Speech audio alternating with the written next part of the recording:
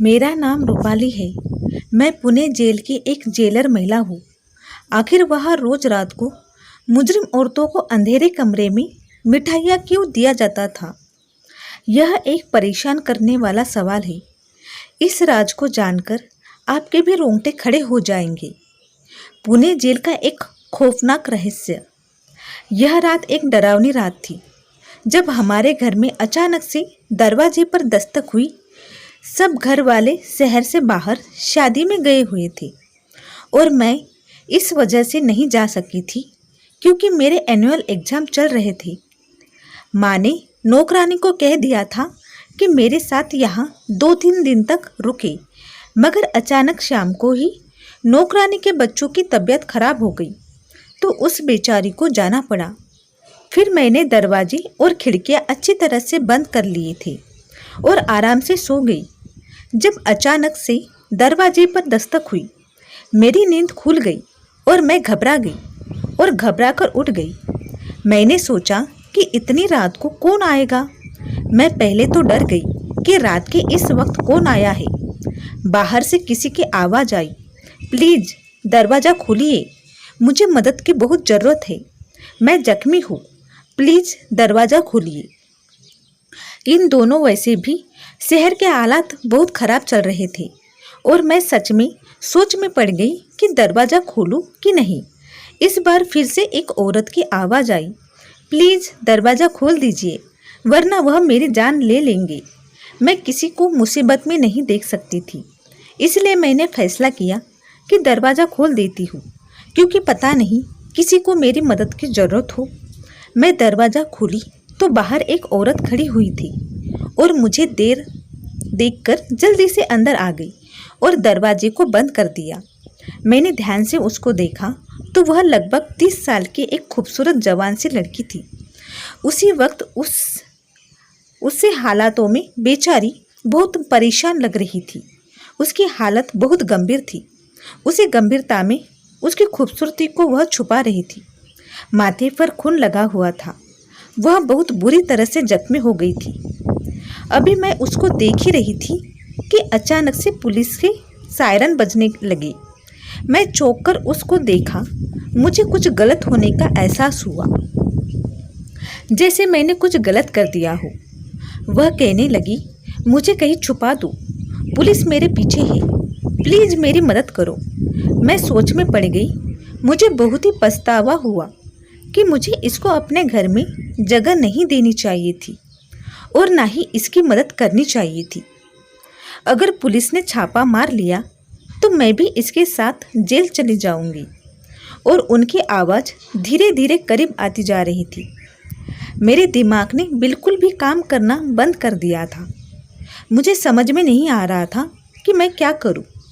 वह खुद ही घर के अंदर भागकर चली गई। मैं भी उसके पीछे भागी। वह कहने लगी, अभी थोड़ी देर में पुलिस घर की तलाशी लेना शुरू कर देगी, मुझे कहीं छुपने की जगह बता दो जहां मैं छुप सकूं। मैं डरते हुए पूछा, कौन हो तुम और पुलिस क्यों तुम्हारे पीछे है? वह कहने लगी, तुम्हें भगवान का वास्ता, अभी मुझे छुपा दो कहीं भी, मैं तुम्हारे सारे सवालों का जवाब दूंगी। मैं कसम खाकर कहती हूँ कि मैं तुम्हें कोई नुकसान पहुँचाने के इरादे से नहीं आई हूँ और नहीं पहुँचाऊँगी। मेरा भरोसा करो। इस वक्त बाहर से स्पीकर के जरिए ऐलान हुआ कि खतरनाक महिला कैदी जेल से फरार हो गई है। अगर किसी ने उसे पनाह दी हो तो वह खुद उसे बाहर निकाल दे, वरना हम भी थोड़ी देर में पुलिस तलाशी लेना शुरू कर देगी। वह कहने लगी, देखो मुझे जल्दी से छुपाओ वरना मेरे साथ तुम भी मुसीबत में फंस जाओगी। उसकी बात सुनकर मैं जल्दी से छत पर उसको पानी वाली टंकी के पास ले गई। मैंने कहा, जहाँ भी छुपोगी पुलिस तुम्हें ढूंढ ही लेगी, इसलिए जान बचाने का एक ही हल है कि तुम पानी वाली टंकी के अंदर कूद जाओ। पानी ठंडा हो रहा था, लेकिन मेरी राय पर उस औरत ने मुझे यूँ देखा जैसे मेरा दिमाग खराब हो गया हो। इतने ठंडे पानी में मैं उसे कूदने की राय दे रही थी। मुझे लगा जैसे वह मुझसे कहेगी कि इतने ठंडे पानी में कूदने से तो बेहतर है मैं खुद को पुलिस को हवाले कर दूं। मगर अगले ही पल वह ढक्कन उठाकर टंकी में कूद पड़ी। मैं वहां से टंकी का ढक्कन बंद करके नीचे चली गई। 2 मिनट बाद ही मेरे दरवाजे पर दस्तक हुई पुलिस। मैंने दरवाज़ा खोला तो मेरे सामने 2 महिला पुलिस और बहुत सारे आदमी और कुछ पुलिस वाले भी खड़े थे, जो दरवाज़ा खोलते ही अंदर घुसते चले आए। वह मेरे घर की तलाशी लेने लगे और महिला पुलिस अधिकारी मुझसे सवाल पूछने लगी, तुमने किसी को देखा तो नहीं या किसी को अपने घर में जगह दी हो? मैंने कहा, मैं तो अभी सोकर उठी हूँ और मुझे इस बारे में कुछ भी नहीं पता। अब किसकी तलाश कर रही है? पुलिस वाले नीचे से तलाशी लेकर ऊपर छत पर आ गई तो मेरी जान को बन आई। मेरी सांस अटकने लगी कि कहीं इनको पता न चल जाए कि वह औरत कहाँ है। मगर इतना मुझे यकीन था कि इनका ध्यान अपनी वाली टंकी की तरफ तो नहीं जाएगा। मेरा अंदाज़ा बिल्कुल सही था और सही ही साबित हुआ। वह खाली हाथ नीचे चले आए। पहले वाली कहने लगी, मैडम जी, वह इस घर में नहीं है। मेरा ख्याल है कि वह इस इलाके से निकल गई है। बातें करते वक्त वह सब घर से बाहर निकल गए तो मैंने सुकून और चैन की सांस ली। उनकी आपस की बातों से पता चला कि वह पुणे जेल से इस औरत को ढूंढते हुए यहाँ तक पहुँच गए। पुलिस वालों के जाने के कुछ ही मिनट बाद मैं जल्दी से ऊपर गई और टंकी का ढक्कन हटाकर उसे बाहर निकाला। ठंडे पानी की वजह से वह थरथर काँप रही थी। अगर मैं 10 मिनट और वहाँ नहीं जाती तो शायद उसको मरा हुआ पाती। मैं उसे नीचे ले आई और उसको हीटर के पास बैठा दिया। मैंने उसको अपने कपड़े दिए तो उसको थोड़ा होश आया। मेरे कपड़े बदलकर वह रजाई लेकर हीटर के पास बैठ गई। मैंने सोचा, अब अगर इसकी मदद कर ही रही हूँ तो बेचारी के लिए कुछ खाने पीने को भी दे आती हूँ। मैं उसके लिए चाय बनाई और खाना गर्म करके उसके पास ले आई। ना जाने क्यों उसके चेहरे को देखकर मुझे नहीं लग रहा था कि वह एक मुजरिम है। थोड़ी देर तक उसकी हालत में सुधार आ चुका था। अब मैं उससे बात की शुरुआत की और कहा, आपको देखकर लगता तो नहीं कि आप एक मुजरिम हैं, लेकिन पुलिस आपके पीछे क्यों पड़ी है और यह कह रही है कि उन्हें जेल से एक मुजरिम औरत फरार हुई है, तो क्या आप वाकई में मुजरिम हैं? मेरा सवाल सुनकर उसने गहरी सांस भरी और कहने लगी, तुम्हारा अंदाज़ा बिल्कुल ठीक है। मैं पुणे जेल की कोई कैदी नहीं बल्कि वहाँ की एक जेलर हूँ। मैंने कहा, क्या यह सुनकर वह उन्हें जेल के जेलर है तो मेरे होश ही उड़ गए। एक जेलर के पीछे पुलिस, लेकिन क्यों? मैंने पूछा, आप जेलर होकर मुजरिमों की तरह क्यों भाग रही हो?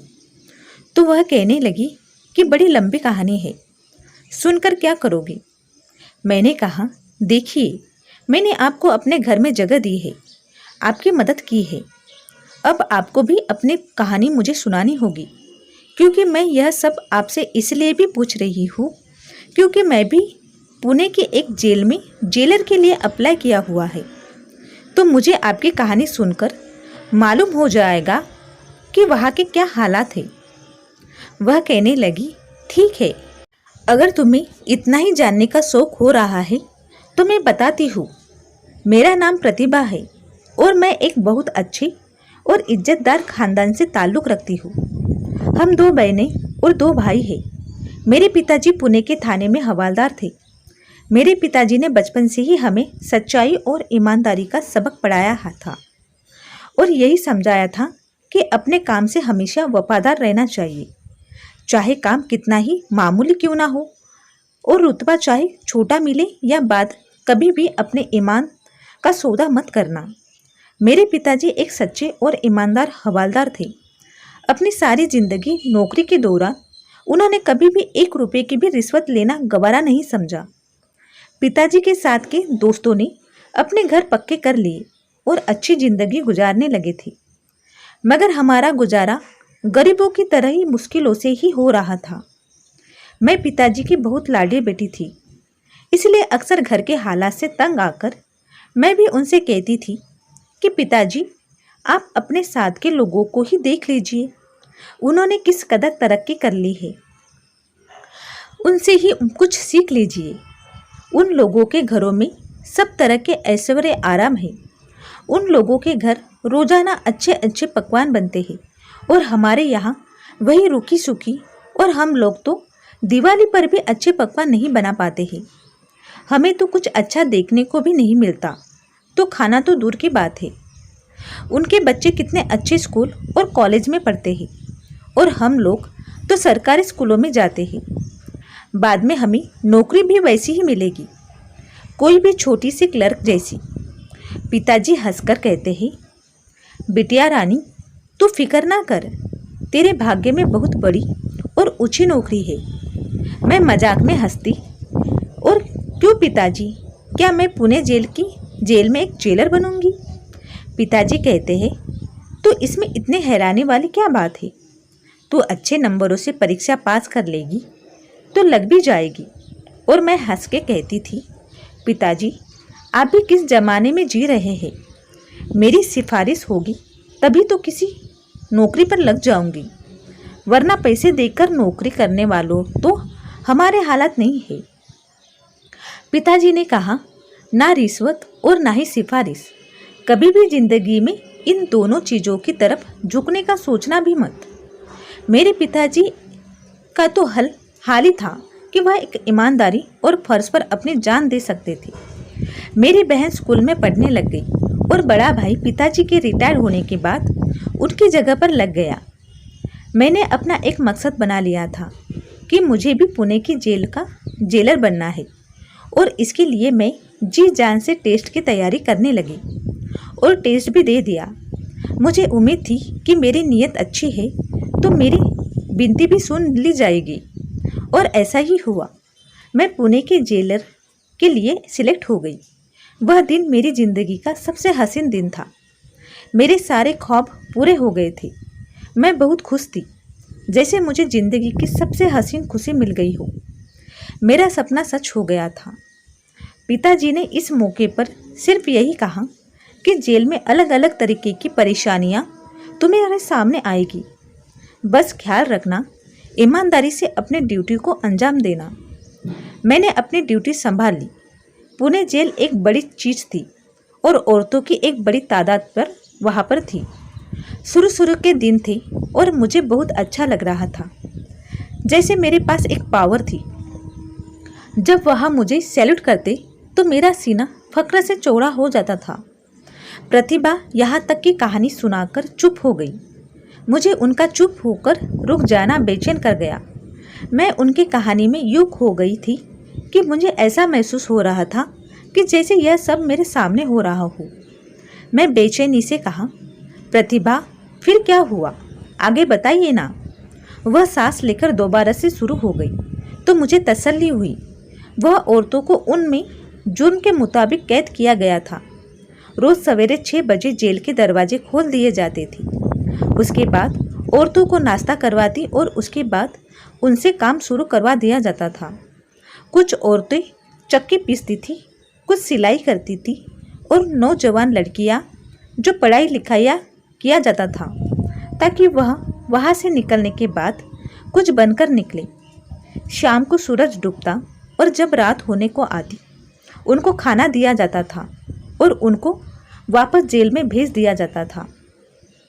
शुरू के दिनों में इतना अंदाज़ा नहीं हुआ कि यहाँ किस किस के ग्रुप बने हुए हैं, मगर धीरे धीरे मुझे पता लग गया था कि किसी औरत ने किसके साथ और क्यों दोस्ती कर रखी है। जैसे फिल्मों में दिखाया जाता है कि एक दिन उससे कहीं बढ़कर खौफनाक होते हैं। औरतें जो बहुत खतरनाक जुर्म के नतीजे में पकड़ी गई थी, उनको अलग अलग सेल में रखा जाता था। मुझे अपना काम करने में ज़्यादा दिलचस्पी नहीं होती थी। लगता था जैसे लोगों को तो पहले से ही काम करने की आदत नहीं थी, मगर मैं तो रोज़ाना पिताजी से ईमानदारी का पाठ पढ़ाकर आई थी। इसलिए ना सिर्फ मैं खुद काम करती बल्कि अपने साथ के लोगों को खूब काम करवाती थी। मैं अपने नरम स्वभाव की वजह से बहुत मशहूर हो गई थी। जिसकी वजह से वहाँ की सभी औरतें मुझे बहुत पसंद करने लगी और मुझसे बहुत खुश रहने लगी। औरतें बताती थी कि मुझसे पहले जो जेलर थी वह काम धाम तो कुछ नहीं करवाती थी, बस गुस्सा करती रहती थी और बगैर किसी वजह के कारण जिसको मर्जी मारती फिरती थी। मैंने सभी पुलिस कर्मचारियों को कह दिया था कि किसी भी औरत पर कोई हाथ नहीं उठाएगा। अगर किसी ने भी ऐसा किया तो मुझसे बुरा कोई नहीं होगा। एक दिन मैं राउंड पर गई तो एक औरत ने रोते हुए मुझे बताया कि लेडी कांस्टेबल ने आज किसी वजह के बगैर थप्पड़ मार दिया है। मुझे सुनकर बहुत गुस्सा आया कि अपनी ताकत का नाजायज फ़ायदा उठाना उसे किसने सिखा दिया। मैंने उसे 1 हफ्ते के लिए सस्पेंड करवा दिया। मेरी वजह से वहाँ का माहौल अच्छा होने लगा था। मैंने औरतों को अलग अलग तरह का रोजगार सिखाना शुरू कर दिया। मेरी ड्यूटी से वहाँ के लोग बहुत खुश थे और मुझे पहले ही साल में अच्छे काम की वजह से मेडल से सम्मानित किया गया। वहाँ मेरे काम को खूब सराहा गया, खूब सारी तारीफें हुई। इसी दौरान मेरे लिए एक ऑफिसर शुभम का रिश्ता आया, जिसे मेरे घर वालों ने मेरे लिए पसंद किया। मेरी शादी हो गई। मेरे पति बिल्कुल वैसे ही ख्यालात के थे जैसे मेरे पिताजी थे, इसलिए मैं अपनी ज़िंदगी में बहुत खुश थी। ड्यूटी और घर बहुत अच्छे से चल रहा था, सब कुछ ठीक जा रहा था। मगर कहते हैं ना, आजमाइश इंसान पर उस वक्त आती है जब वह ज़्यादा ही खुशी ज़िंदगी को खो जाता है। मेरी किस्मत को भी मेरा सुकून अच्छा नहीं लगा। उन्हीं दिनों में जेल के बाहर से मिठाई के डब्बे भरे हुए डब्बे अंदर आने लगे। शुरू में तो इतना ध्यान नहीं दिया कि रिश्तेदार अक्सर इस किस्म की चीज़ें भेजते रहते हैं, मगर जब लगातार इसी तरह रोजाना मिठाई के डब्बे जेल में आने जाने लगे तो मैं चौंक गई। मुझे यह बात हजम नहीं हुई कि यह क्या हो रहा है। मेरा दिमाग कह रहा था कि कुछ तो गड़बड़ जरूर है। मैंने सोचा कि मुझे मालूम करना होगा कि रोज रोज मिठाई के डब्बे किसके पास जाते हैं, कौन मंगवाता है। एक अच्छा जेलर वह होता है जिसने कैदियों में से ही अपने जासूस बनाए हो, ताकि उसको पल पल की खबरें मिलती रहे। मैं भी इन औरतों को अपने लिए जासूसी करने को कहा था, जिसके लिए मैंने लेडी कांस्टेबल को 1 हफ्ते के लिए सस्पेंड किया था। मेरे इस अंदाज से मेरी एक वफादार हो गई और मेरे कहने पर मुझे खबरें देती रहती थी कि जेल के अंदर क्या हो रहा है। इसलिए एक दिन मैंने सारे मिठाई के डब्बे खुलवाए और अच्छे से देखी कि उनकी तलाशी ली और डब्बे में मिठाई थी। मैंने उस औरत को बुलवाया जो मुझे सारी खबरें देती थी। मैंने उससे कहा, मुझे अंदर मालूम करके बताओ, यह मिठाई के डब्बे आखिर आते किसके लिए हैं और कौन इन्हें इस्तेमाल करता है और क्यों। मुझे 2 दिन के अंदर सारी रिपोर्ट बनाकर दो। ड्यूटी ज़्यादातर दिन के वक्त ही होती थी और रात के वक्त एक और जेलर ड्यूटी पर आती थी। दिन के वक्त तो किसी की जरूरत भी नहीं होती थी कि मेरे होते हुए कुछ ऐसा वैसा हो जाए, मगर रात के वक्त यह क्या होता है इसके बारे में गारंटी से नहीं बता सकती थी। इसलिए जासूस को काम पर लगा दिया। मैंने बीच में रुकते हुए पूछा, प्रतिभा, क्या आपको मिठाई के डब्बे की वजह से शक हुआ था? मेरे सवाल पर जेलर प्रतिभा सर हिलाते हुए कहा, हाँ, रोजाना ही कई डब्बे मिठाई के जेल के अंदर आ जाते थे और मेरे लिए यह कोई नॉर्मल बात नहीं थी। मेरा अंदाज़ा बार बार यही कह रहा था कि कुछ ऐसा हो रहा है जो मेरी नज़रों से ओझल है। मेरी जासूस ने मुझे सनसनी के शब्दों में आकर जो खबर सुनाई, वह सुनकर ही मैं दंग रह गई। उसने कहा कि मिठाई रोज रात को अंधेरे कमरे में कुछ खास औरतों को दिया जाता है। रात की ड्यूटी वाली जेलर और सारा स्टाफ इस बात को जानता है और आपके कार्यालय के भी 2-4 लोग शामिल हैं।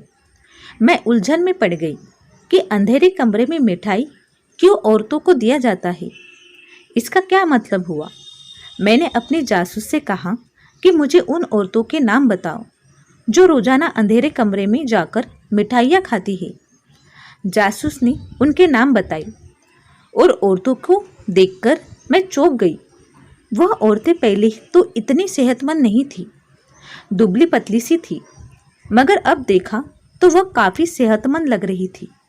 जैसे उसने मेरे कान में चुपके से कहा, मैडम जी, यह सारा मामला इसी मिठाई का है। जो इतनी सीधी बात नहीं थी कि मैं इसे नज़रअंदाज कर दी। मुझे एहसास हुआ कि इस मामले की तह तक मुझे जाना चाहिए। मैंने कुछ दिनों के लिए अपनी ड्यूटी रात की शिफ्ट में करवा लिया और फैसला भी कर लिया। मैंने देखा कि मेरी रात की शिफ्ट की खबर बहुत सारे लोगों के दिलों पर बिजली की बनकर ही टूट पड़ी है। मैं दिन के समय में घर में अपनी नींद पूरी कर लेती ताकि वहाँ रात को जग सकूं। रात के 9 बजे कि मैंने देखा लेडी कांस्टेबल चोरी चोरी कहीं जा रही है। मैंने सोचा कि इसके पीछे जाकर देखती हूँ और मैं धीरे धीरे उसका पीछा करने लगी कि वह कहाँ जाती है। मैंने जो देखा उसने मुझे चौंका कर रख दिया था, क्योंकि एक अंधेरे कमरे में वह कैदी मुजरिम औरतों को मिठाई दे रही थी। पहले चौंका देने वाली बात तो यह थी कि रात के इस वक्त मिठाइयाँ खाने की क्या जरूरत थी, और ज़बरदस्त बात यह कि जेल के आखिरी वाले अंधेरे कमरे में जाने की क्या जरूरत बनी। मैंने 2-3 दिन यही रूटीन देखा, लेकिन इसके अलावा कोई और अलग बात मेरी गिरफ्त में ना आई। मैं कुछ भी पूछकर इनको मोहताज होने का मौका नहीं दे सकती थी, इसलिए मैं चुपचाप सब कुछ देख रही थी। कभी तो मौका आएगा कि कोई और सबूत मिलेगा, और सबूत आखिर एक दिन मिल ही गया। उस दिन रात के 11 बजे थे। मैंने अपना सर बेंच पर टिकाया और जानबूझकर आंखें बंद कर ली ताकि कोई मुझे देखे तो यही समझे कि मैं सो रही हूँ। थोड़ी देर गुजरी थी कि मेरे ऑफिस में कोई आया। आहट से मैंने पहचान लिया कि लेडी कांस्टेबल है। वह मुझे सोता देखकर बाहर चली गई तो किसी से कहने लगी, जो नींद की दवा मैडम जी को दी थी उसने असर कर दिखाया। मैडम सो रही है, बस कुछ ही घंटे बाकी है, इसलिए इन औरतों को जाकर कहो जल्दी जल्दी अपना काम करें। कुछ ही देर में वह दोनों वहाँ से चली गई। मैं सोच में पड़ गई, आखिरकार यह सब क्या हो रहा है। जेल में किसकी मुझे खबर नहीं है थी, और मेरी नाक के नीचे से सब कुछ हो रहा था। इनके बातों से अंदाजा हुआ कि जो भी हो रहा है इस अंधेरे कमरे में ही हो रहा है। तभी मैं उठने की कोशिश की ताकि जाकर देख सकूं ऐसा क्या हो रहा है। वहाँ पर उठते ही मेरा सर चक्कर आने लगा। मुझे चक्कर आ रहे थे। लगता था कि मेरी चाय में जो नींद की गोलियां मिलाई थी उसने अब असर करना शुरू कर दिया था। मैं वहीं पर सो गई और सुबह तक मुझे कुछ खबर नहीं हुआ कि मैं कहाँ पर हूँ। जब सुबह उठी तो सर भारी हो रहा था, इसलिए घर चली गई। घर जाने से पहले इन औरतों के सेल की तरफ आई ताकि कोई बात उनके बारे में मुझे पता कर सकूं, मगर वहाँ पर सब ठीक लगा तो मैं वापस घर आई। घर जाकर मैं सोचती रही कि इस कांस्टेबल के साथ दूसरा शख्स कौन था जिससे वह बात कर रही थी। इसके बाद मैं रात को दोबारा ड्यूटी पर गई।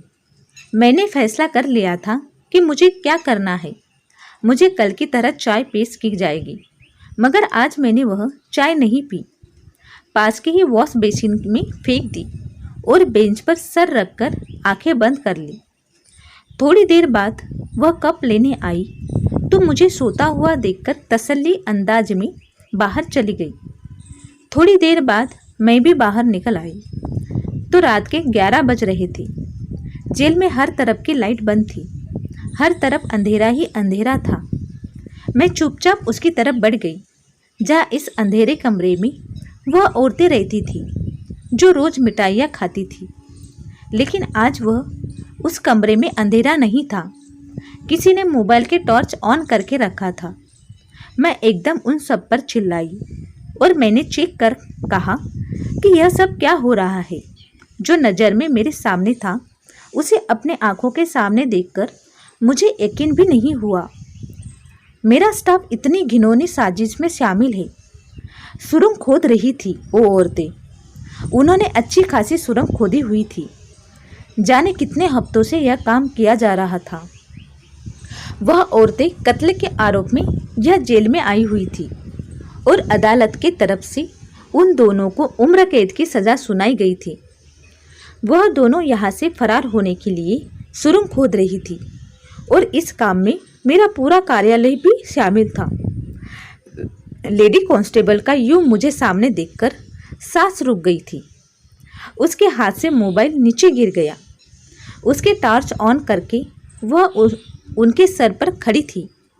वह सुरंग खोद रही थी, इसलिए देसी घी की मिठाइयाँ खाती थी, क्योंकि सुरंग खोदना आसान काम नहीं होता है। इसके लिए बहुत ताकत चाहिए होती थी। वह देसी घी की मिठाइयाँ खाकर रोजाना 3 घंटे सुरंग खोदने पर लगा दे देती थी। वह खड़े खड़े ही मैं सब कुछ समझ चुकी थी और सारी कहानी मेरे आंखों के सामने थी और मैं सब कुछ समझ गई थी। मैंने लेडी कांस्टेबल को पूछा और कहा कि तुम्हारे साथ और कौन कौन शामिल है। कल मैं तुम्हें किसी से बात करते हुए सुना था। कौन था? वह बहुत घबराई हुई थी। मेरे बार बार पूछने पर भी उसने कुछ नहीं बताया। तो मैंने कहा कि ठीक है, मैं हाई कमिश्नर से बात करती हूँ। जब तुम्हें नौकरी से निकाला जाएगा तो तुम्हें पता चलेगा। मेरी बात सुनकर वह बहुत ज़्यादा डर गई थी। कहने लगी, प्लीज़ किसी को फ़ोन मत कीजिए। अभी मैं फ़ोन उठाया ही था कि मेरे सर पर किसी ने बहुत ज़ोर से वार किया और मैं बेहोश होकर वहीं पर गिर गई। होश में आई तो मैंने देखा मैं खुद भी जेल के ही एक कमरे में कैद हूँ। मुझे याद आया कि मैं फ़ोन करके जानकारी देने वाली थी कि किसी ने मेरे सर पर वार किया है। वह लेडी कांस्टेबल के अलावा और कोई नहीं हो सकता था। किसी ने अपना राज खुल जाने के डर से किसी ने मेरे सर पर वार किया होगा। मैं होश में आई तो देखा कि वह अकेली नहीं थी जो उन औरतों का साथ देने की कोशिश कर रही थी। वह साथी उस वक्त उसके साथ मौजूद थी, लेकिन उसके साथी को देखकर मेरे सर पर कयामत टूट पड़ी। मुझे यकीन नहीं हुआ कि वह भी हो सकती थी। वह तो नाइट शिफ्ट वाली जेलर थी।